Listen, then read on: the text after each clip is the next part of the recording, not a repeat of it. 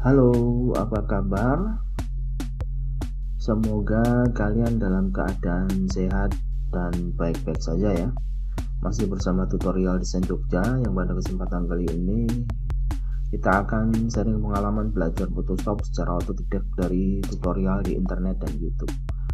Oke, sebelum videonya dimulai, silahkan kalian klik tombol subscribe. Misalnya kalian baru pertama kali menonton video saya. Bagi kita nih sebagai seorang newbie atau yang baru pemula belajar Photoshop, dari dasar-dasar pemula dan masih ingusan, kira-kira apa ya tool atau teknik yang bagus dan wajib dikuasai untuk menggunakan Photoshop? Baik, kali ini kita akan membahas 10 tool dan tips wajib dikuasai Photoshop pemula. Kita tahu bahwa belajar memerlukan waktu, pengalaman dan proses yang tidak mudah. Untuk belajar, lebih baik ada baiknya belajar dari pengalaman orang lain di bidang yang sama. Untuk itu, saya ingin berbagi dengan kalian semua saat pertama kali atau awal saya belajar Photoshop. Ada banyak hal yang saya harap saya tahu waktu pertama kali memulai. Berikut ini 10 tool yang wajib dan harus saya kuasai waktu pemula itu, antara lain yang pertama, gunakan tool yang familiar atau enak digunakan. Mana yang disebut tool di Photoshop, inilah yang disebut tools panel Photoshop. Ini bisa disetting panjang dan pendeknya seperti berikut ini. Kita dapat menyesuaikannya juga. Pada bagian pojok sini ada segitiga kecil yang digunakan untuk membuka tool yang disembunyikan itu ya. Nah, bagaimana cara menyembunyikannya nih? Bagaimana cara menyesuaikannya? Caranya adalah buka menu edit, kemudian toolbar. Untuk menaikkan dan melepaskan alat kalian dapat mengelompokkan mereka sesuai dengan kebutuhan. Misalnya pen ini ya. Oke, kita taruh di sini. Selain dapat digunakan sebagai tool, garis dan bentuk dapat juga dijadikan sebagai alat seleksi. Berikut contohnya. Alat lain misalnya pan dan more tools dan banyak lagi ya. Oke. Nah, berikutnya yang kedua adalah mengetahui panel layer. Untuk membuka new layer dapat digunakan shortcut Ctrl Shift plus N. Banyak sekali manfaat dari kinerja efisien dari tool ini loh. Dengan mendalami cara menggunakannya, kalian akan terpesona dari kinerja menunjukkan kemampuannya. Beberapa pilihan setting di panel seperti opacity, fill, dan color merupakan sebagian setelan untuk memodifikasi layer ataupun lapisan yang berefek mengagumkan. Ini merupakan tool dasar penting yang perlu kalian dalami lagi. Berikutnya ada banyak lagi, ada layer blend mode dan adjustment layer dan macam-macam ya. Kita lanjutkan yang berikutnya. Yang ketiga adalah menyimpan format file. Bisa diketik Ctrl plus S untuk save atau save as, Ctrl Shift plus S. Sebenarnya ya, kualitas itu penting. Saat akan menyimpan file, perlu dipertimbangkan hal-hal berikut ini. File ini digunakan untuk apa?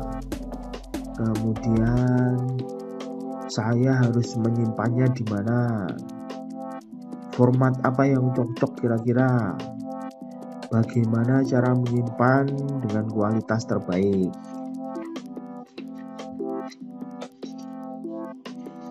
Kita coba jelaskan satu persatu. Apa dan di mana? Untuk keperluan apa desain kalian buat? Jika digunakan untuk online atau biasa orang gunakan apabila mendesain, jika hanya untuk tampilan visual, untuk posting online kalian dapat merendahkan kualitas dengan mengorbankan beberapa kualitas. Sedangkan untuk desain cetak kalian perlu file beresolusi tinggi, karena hasil cetakan juga ditentukan dari resolusi file. Yang bagus intinya dalam mencetak harus paham pengaturan penting seperti color mode. Untuk mendalami cara menavigasi skenario ini di mana? Simpan file dalam komputer yang paling mudah dan cepat diakses. Karena kadang-kadang Photoshop menampilkan error jika ada yang kehilangan elemen tertentu, misalnya font. Jadi kalian harus pintar-pintar untuk menyimpan file, untuk menjaga semuanya tetap bersama. Format dan kualitas. Nah, bagaimana cara menyimpan pada format dan ukuran yang tepat? Dalam menyimpan karya desain, sebagai desainer membuatnya dalam beberapa format agar lebih fleksibel. Misalnya untuk save forward, caranya dengan mencari file, kemudian export, kemudian pilih save forward. Setting di sini berdasarkan option atau pilihan kompresi yang berbeda. Jangan salah pilih. Kualitas jangan lupa. Kualitas itu juga penting. Pelajari bagaimana mengelola kompresi JPEG atau JPEG dan lain-lain ya. Berikutnya nomor 4, penggunaan layer mask. Meski agak susah bagi pemula, namun layer mask ini merupakan hal dasar yang perlu kalian kuasai ya.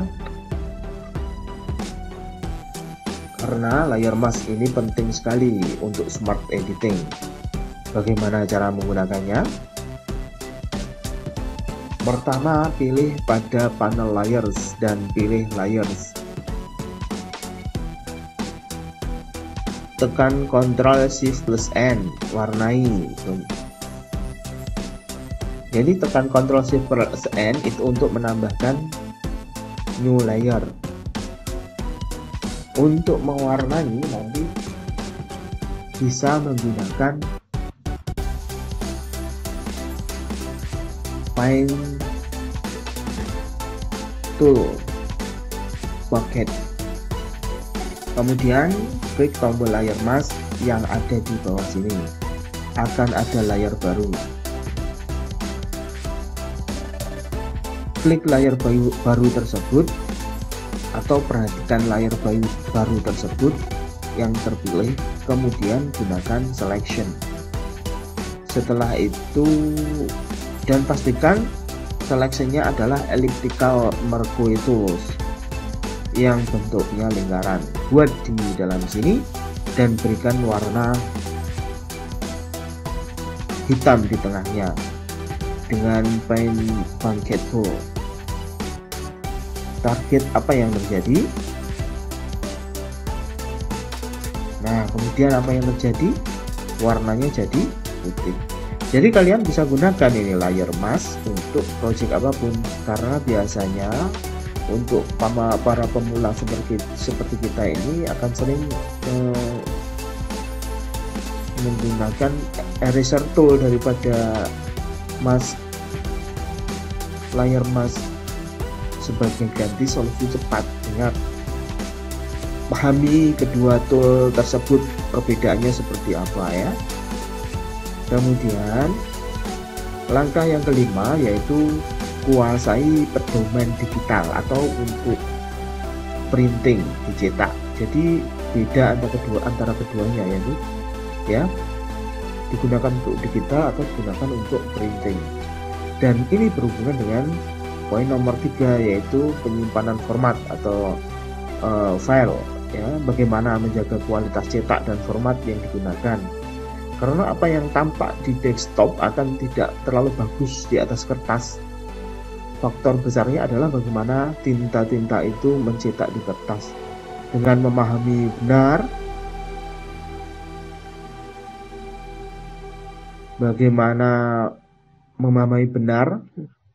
tentang mode, warna, RGB dan CMYK untuk mengakses atau mengubah color mode file Anda, masuk edit, kemudian pilih color settings.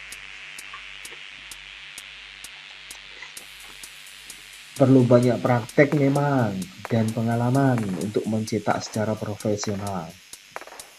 Jadi kalian bisa pelajari lebih detail cara kerja printer untuk mendapatkan hasil yang terbaik yang bisa kita buat. Berikutnya yang nomor 6 adalah gunakan preset yang tepat. Preset itu seperti apa? Nah, membuat desain itu memerlukan waktu yang tidak cepat. Diperlukan teknik untuk menyingkat dan mempercepat proses desain.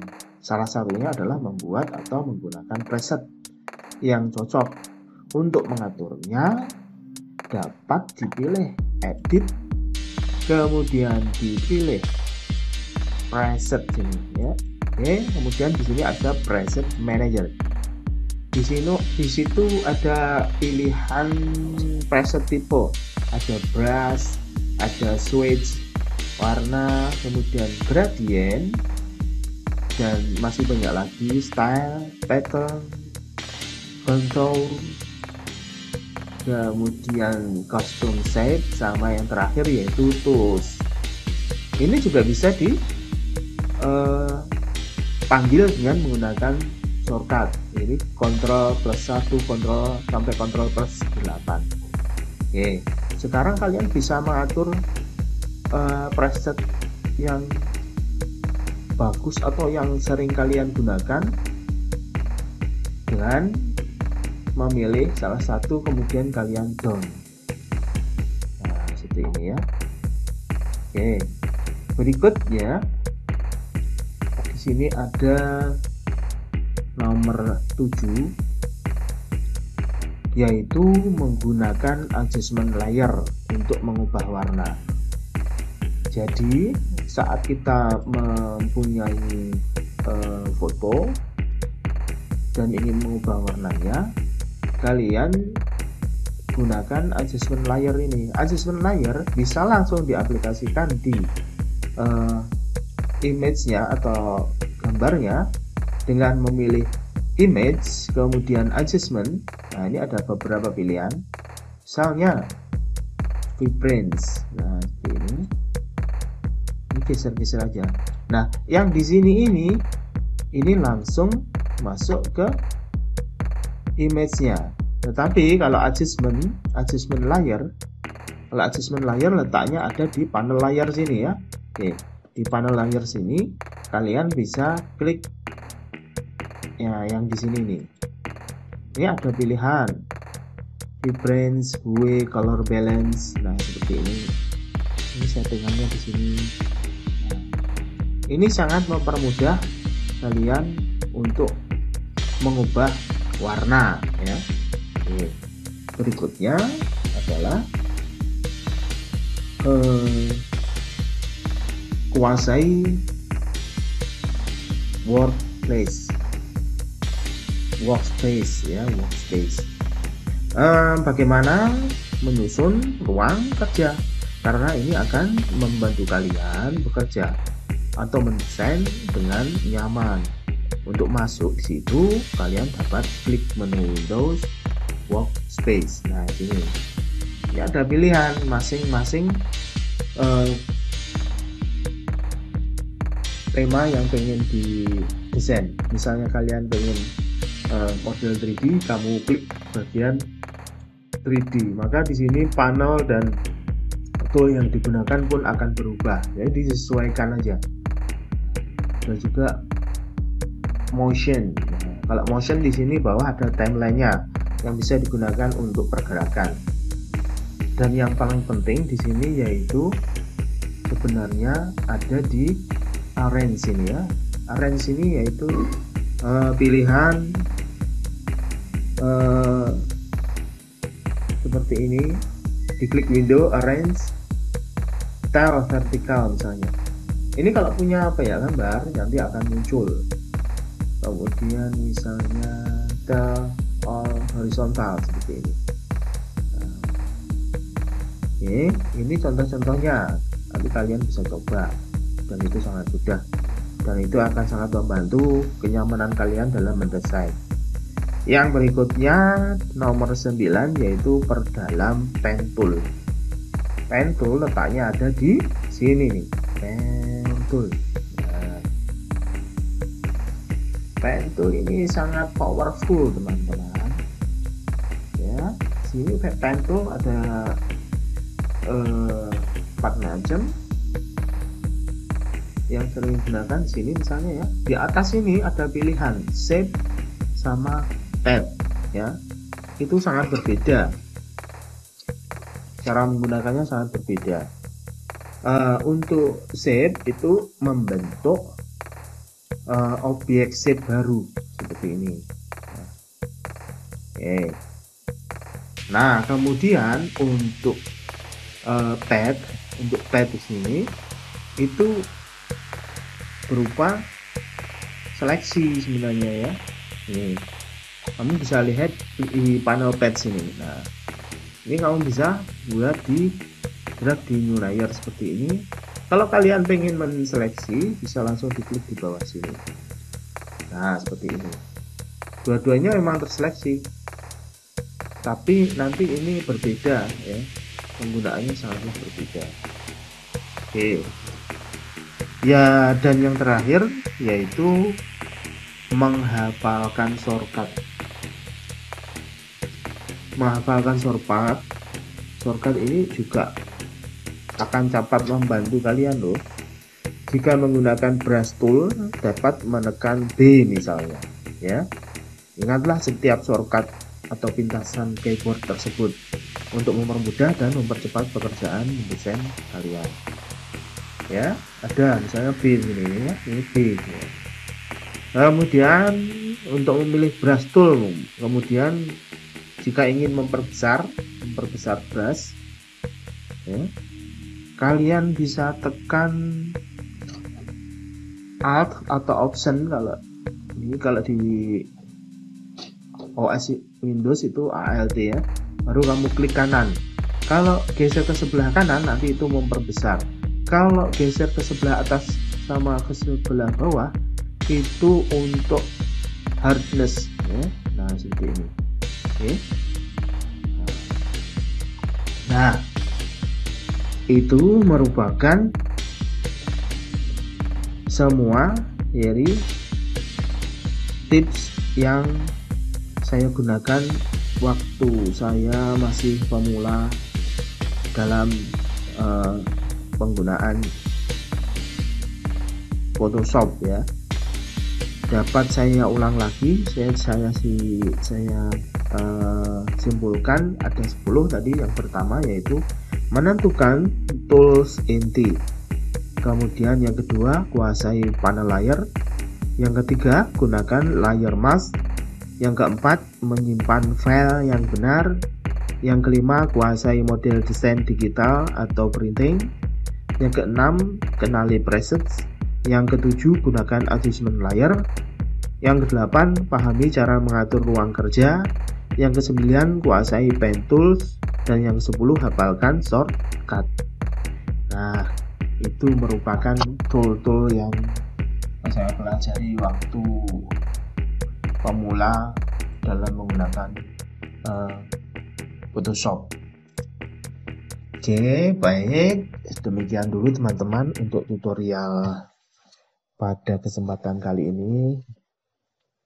tentang 10 hal atau 10 tools dan tips yang wajib dikuasai oleh Photoshop pemula. Semoga ini bermanfaat buat kalian, dan jangan lupa untuk klik subscribe, kemudian like dan share pada teman-teman kalian. Dan diingat, jika ada pertanyaan kalian bisa menulis di kolom komentar. Jika saya bisa dan mampu, nanti akan saya jawab dan mungkin saya bikinkan video. Oke, terima kasih atas perhatian kalian. Sampai jumpa untuk tutorial-tutorial berikutnya yang lebih bagus lagi.